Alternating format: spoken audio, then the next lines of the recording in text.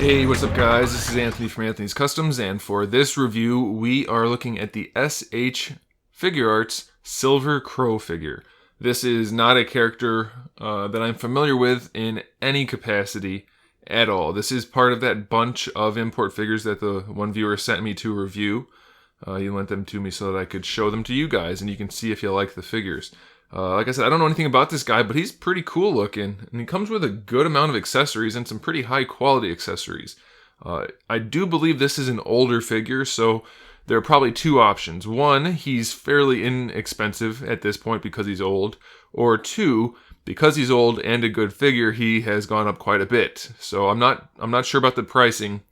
So I can't really speak to that at all. But I would suggest you at least look into it if you're familiar with the character and like it, because it's a very cool looking figure. So let's take him off the stand and take a look up close. Okay, so he stands roughly...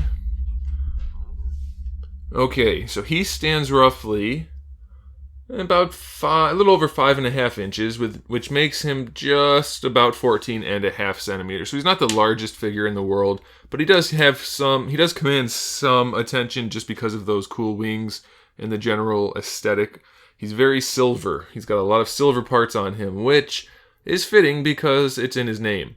These wings are particularly cool because they're translucent plastic with silver paint on the front. So to be honest, you could put them either way. I assume you're supposed to put them with the paint facing forward, but if you put them this way, they have kind of like a mirror effect where it looks two-ply, because it is. You have the clear and then the paint behind it. So I suppose these could face the other direction. I'm not positive, and it's not abundantly clear on the packaging which way they go. So you could do it either way. They look good. They're very cool. They have hinges in them, and I'll go over that stuff in a minute. But otherwise, for the general aesthetic, he's mostly this grayish purple, and then he does have the silver paint throughout, and he has these nice translucent green bits. You can see some on his arms. Then his head is kind of like translucent, just enough so that it has kind of like a glass look to it, which is very cool. And if I'm not mistaken, his feet are die cast. They feel like metal, and when you tap them against other metal, they sound like metal. So they have a little bit of extra weight, and they're very stiff and sturdy. So that is a good thing. Not all die cast is a good thing. That's a common myth. But in this case, it's pretty good. So let's take a look at the accessories before we go into the rest of the figure. The wings don't come on him in the package, so they technically count as an accessory. We have the two interchangeable fist hands. Nothing too special to look at there, but we do get those. We have two of these type of hands, karate chop style open palm hands. And I have to say, the silver paint on these, very nicely done. Super metallic, very, very shiny, very not reflective necessarily. Well, I guess reflective is good enough of a word.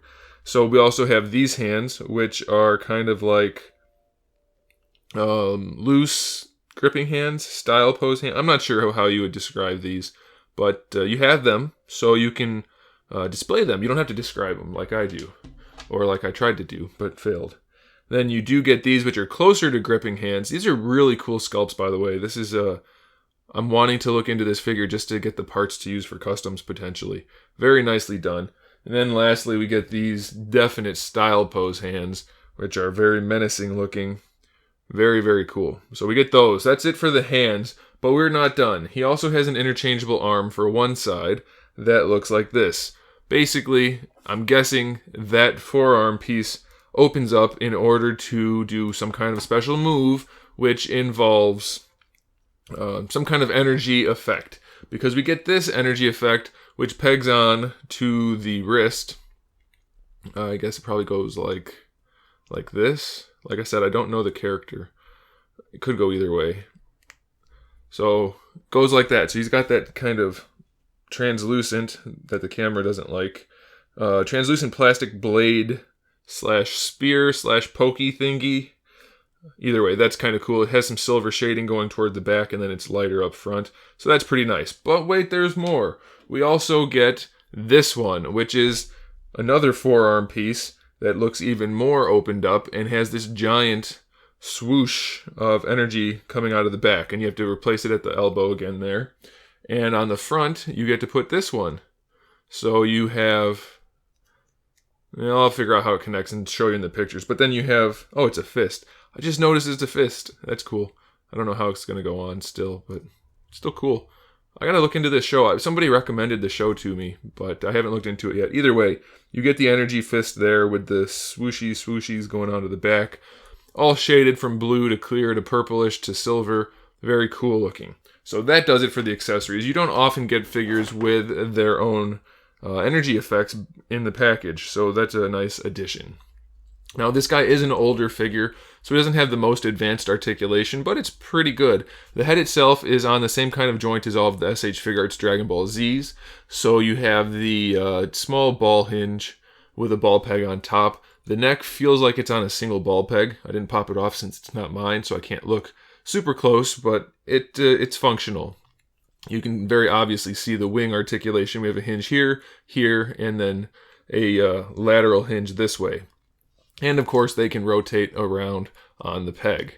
It's a little stiff. It is ratcheted, so be careful. You don't want to break anything, but full range of motion. Diaphragm joint, it feels like it's just a double ball peg and then a single ball peg for the lower torso. Not the best range of motion there. It's a little disappointing. He's also very skinny. I'm assuming that's accurate because he's supposed to be bird-like, but I can't say for certain. For the shoulders, we have a big ball peg that lets the entire arm move around in the torso. Then we have our standard ball hinge and the peg that goes into the shoulder there for our bicep swivel. So pretty decent range. The shoulder pad itself is just tabbed on both ends of the shoulder. So it can move a little bit, but it will get in the way some. The bicep swivel being connected to the shoulder pad is a problem because when you try to rotate the arm, the shoulder pad gets in the way. So you're going to have to worry about that when posing a little bit. Double jointed elbows, they work pretty well, and you already saw that the wrists are on ball hinges, so pretty standard range of motion there. For the hips, we have the hinged ball pegs, so you can drop them down to increase your range of motion. And then we just have the standard ball socket and thigh swivel built in, just like your Dragon Ball Z SH Figuarts. Not the best range of motion, but you should be able to get them into some poses. We do have our double jointed knee, which works really nicely and looks really good. So that's pretty cool. This hip armor is on a ball peg, so it'll move around a little bit. You don't have to worry about it getting in the way. And then lastly, for the ankles, we have our hinge, which you can see very obviously. And we have our ankle rocker, which works really nicely. We do have a little bit of a toe hinge, but it barely functions. So don't expect to get the toe to move too much, but the foot is not too bad. It's a little stiff, but you get pretty decent range out of it, and I like the properly squared up ankle rocker. So it's a pretty solid figure. Like I said, you should definitely look it up if you are into the character, because it's not the best figure in the world, but it's pretty good.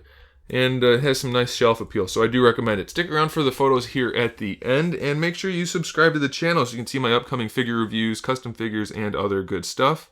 In the meantime, keep collecting.